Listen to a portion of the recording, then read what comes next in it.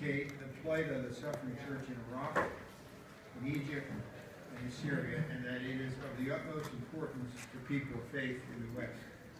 I also want to recognize the Hudson Institute's Nina Shea for her invaluable collaboration in today's event, and also want to thank Elise Anderson from my staff, who has done an incredible job.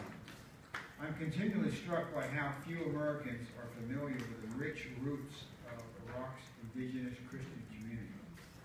With the exception of Israel, the Bible contains more references to the cities, regions, and nations of ancient Iraq than any other country. The patriarch Abraham and Isaac's wife Rebekah both came from cities in Iraq. The events of the book of Esther for such a time like this took place in Iraq, as did the account of Daniel in the lion's den. Today, many of the Christians of Iraq still speak Aramaic, the language of Jesus. In Egypt, some 2,000 years ago, Mary, Joseph, and Jesus sought refuge in the land from the murderous aims of King Herod.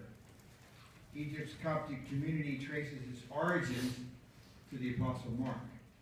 The Syrian Christian community, too, has ancient roots dating back to the 1st century.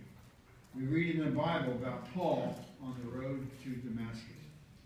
Christianity, like many other now small religious communities, is indigenous to this region.